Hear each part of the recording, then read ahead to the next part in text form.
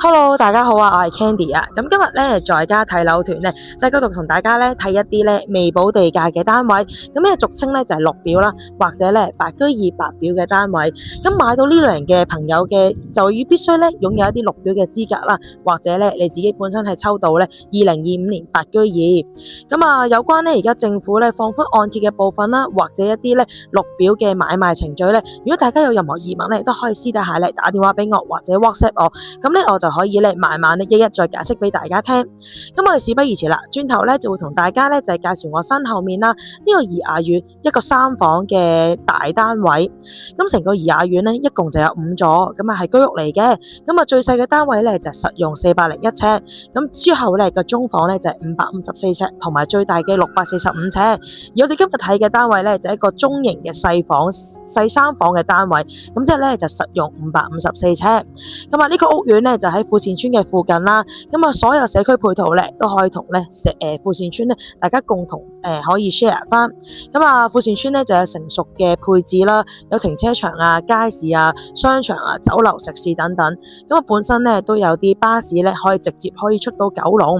咁我哋咧而家轉頭咧同大家行個圈先，咁之後咧就即刻上翻個單位度睇啊。咁咧怡雅苑嘅外貌咧就係咁樣嘅。咁佢咧就1993年樓，咁啊如果咧區內嘅居屋嚟講咧，都算係最新係佢。咁下面咧就係純住宅區啦，就唔會有啲餐廳啊、食肆咁樣，咁咧所以變咗咧都會比較幽靜，唔會話好嘈。咁啊有啲遊樂設施啊咁樣，有時小朋友可以落嚟放下電，咁啊可以落嚟散下步。咁對面咧其實就已經係富善村啦，咪非常之近啦，過條馬路就已經到。咁對面咧就有巴士站啦，咁啊有啲73X 啊、75X 咧就可以去荃灣啊、九龍城啊或者271去油尖旺嘅。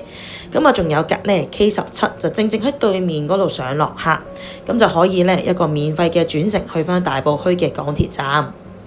咁咧屋苑大堂環境咧就係咁樣嘅。咁啊有4部 lift 啦，咁啊主要咧分翻高座同低座嘅。咁啊1至18樓嘅單雙 lift，同埋咧19樓以上嘅單雙 lift。咁基本上每一層咧只有1部 lift 可以直接去得到，但可以一齊用嘅戶數咧就唔會太多。咁啊上翻個單位睇啦，咁呢個單位實用咧就係554尺啦。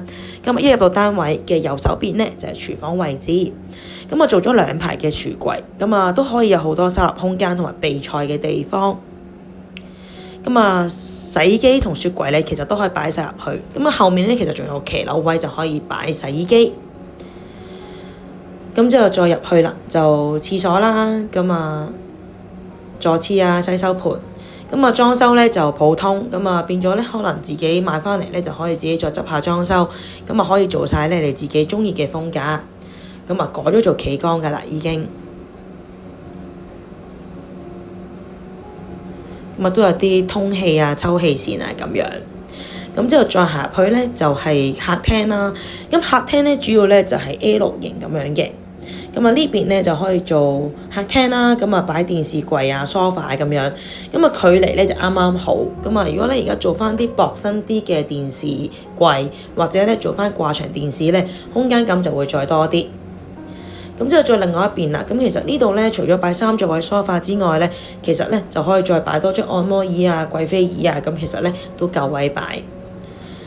咁另外呢邊啦，就有啲咧就會喺挨住咧而家神台嗰埲牆咧，就做啲高身嘅到頂嘅櫃啦，咁啊可以收納下啲雜物。咁啊前面我企呢個位咧，就可以再做翻張4至6人嘅餐台咧，其實就變咗你用餐嘅空間就好充足啦。咁 L 型咁樣，咁啊可以擺到好多嘢，空間好充足嘅。咁呢個單位就有3間房，咁呢個咧就係第1間。咁啊方方正正啦，咁啊都係一般咧居屋嘅間隔，就冇窗台，咁啊好擺嘢嘅。咁啊擺到床，擺到櫃。咁如果雙人床咧都擺到，但可能咧衣櫃就要做翻細少少。咁但係而家呢個咧，而家就係做個單人床啦，咁啊再加個大衣櫃咧，其實都冇問題。咁啊睇下究竟你有幾多人住啦，成間屋。咁啊第2間房都係方方正正啦，咁啊 size 咧同啱啱嗰間就差唔多嘅。咁啊呢度咧就擺咗張碌架床，咁啊再加個衣櫃。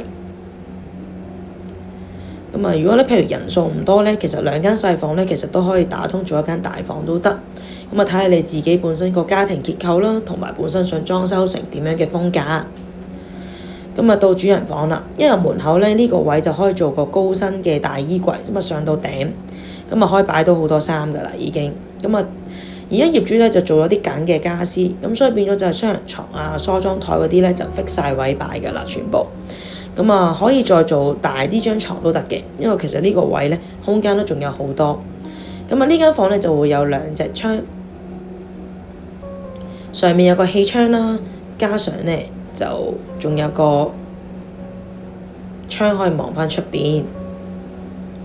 咁主要景觀啦，望翻咧都係怡雅苑嘅內園啦，都係樓景為主。咁啊，但咧就唔會話去到咧完全冇晒景睇，咁啊都可以望到咧啲樹景同埋天空景。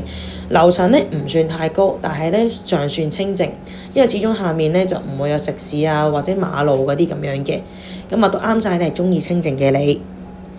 咁如果大家咧都中意我嘅推介啦，咁啊可以 follow 翻我以下嘅 social media，咁咧就唔會錯過最新嘅樓盤資訊啦。